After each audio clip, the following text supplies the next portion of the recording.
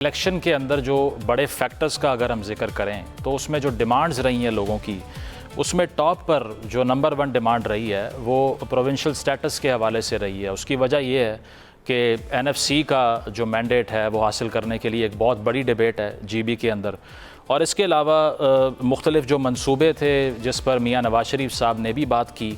उन्होंने ex chief justice of Pakistan Saqib Nisar साहब पर भी टॉन्ट किया कि अरबों रुपए और फंडिंग में लिए गए लोगों से, उसके बावजूद जो द्यामर भाषा डैम है उसकी तकमील नहीं हो पाई। फिर रोड नेटवर्क के हवाले से उन्होंने गिला किया। उन्होंने कहा जब मैं एयरपोर्ट से बाहर आया तो मैंने देखा कि सड़कें टूटी हुई हैं, और उन्होंने ये भी कहा कि मेरी जो वजारत उज़्मा थी उसके बाद से मैंने जीबी के अंदर काम होते हुए नहीं देखा। और उन्होंने कहा मैं शहबाज साहब से बात करूंगा कि प्रोजेक्ट अनाउंस किए जाएँ। और साथ साथ सबसे इम्पॉर्टेंट बात कि उन्होंने ये कहा कि अगर हमारी पार्टी नहीं भी जीतती यहाँ से, उसके बावजूद ये प्रोजेक्ट्स जिनकी मैं बात कर रहा हूँ इनको कंप्लीट होना चाहिए।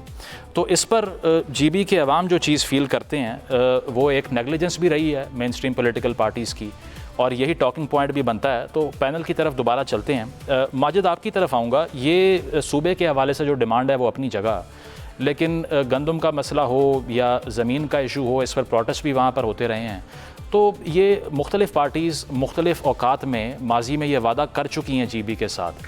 ये इम्प्लीमेंट इस मरतबा आगे चल के होता हुआ आप देख रहे हैं, या आपको लगता है कि जो कश्मीर के केस के हवाले से जिस तरह आपने पहले बात की थी, इस बार भी वही चीज़ प्रिवेल करेगी और प्रोविजनल स्टेटस भी उस तरफ भी नहीं जा सकती पार्टीज़? जी बहुत शुक्रिया। ये दोनों चीज़ें मेरा ख्याल है इलेक्शन कैंपेन से ज़्यादा रिलेटेड हैं।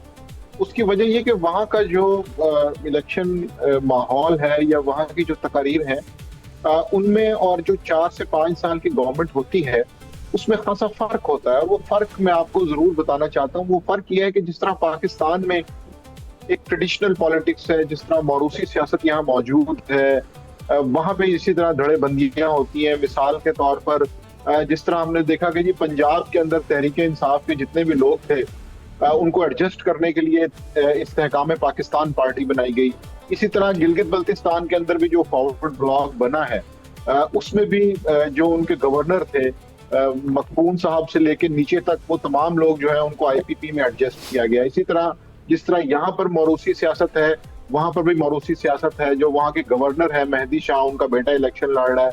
जो साबिक गवर्नर करम शाह थे उनका बेटा इलेक्शन लड़ रहा है। इवन मुस्लिम लीग नून के जो गवर्नर थे गजनफर साहब, उनका बेटा प्रिंस सलीम वो हुंजा से इलेक्शन लड़ रहे हैं। तो ये पाकिस्तान की जो एक रवायती सियासत है उसका रंग आपको गिलगित बल्तिस्तान में भी नजर आएगा। तो इस चीज को जब मैं कनेक्ट करता हूँ कि तकारीर में क्या दावे होते हैं और प्रैक्टिकली क्या होता है, उसके अंदर बहुत ज्यादा फर्क है। ये बिल्कुल जिस तरह आपने आजाद कश्मीर की बात की, यहाँ पे भी जैसे ही सेंटर के अंदर कोई ऊंच नीच होती है, यहाँ पर गवर्नर बदल जाता है, यहाँ पे फॉरवर्ड ब्लॉक बन जाता है, यहाँ पर चीफ मिनिस्टर को तब्दील कर दिया जाता है। तो इस सिचुएशन में जब आप फाइनेंशियली भी डिपेंडेंट हो, आपका एक आईनी मामला भी वाजे ना हो और सिर्फ आपको वादे और बातों के ऊपर टरसाया जाए, तो एक बड़ी वल्नरेबल सी पोजीशन होती है। उसकी वजह ये कि ये कॉन्स्टिट्यूएंसीज बहुत छोटी हैं।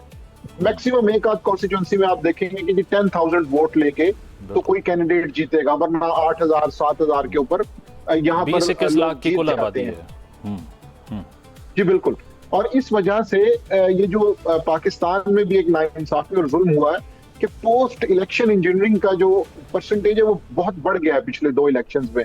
तो इसीलिए अब जब पीपल्स पार्टी ये शिकवा कर रही है कि जी हमें कच्ची पेंसिल से जो है वो फॉर्म 45 दिए जा रहे हैं, तो ये वो सारी चीजें जो पाकिस्तान की पॉलिटिक्स से इसको कनेक्ट करती हैं और इसके अंदर फिलहाल तकरीरों में और प्रैक्टिकल चीजों में बेहतरी नजर नहीं आ रही। एग्जैक्टली, ये स्लोगन एयरिंग है जहाँ तक आपकी राय है।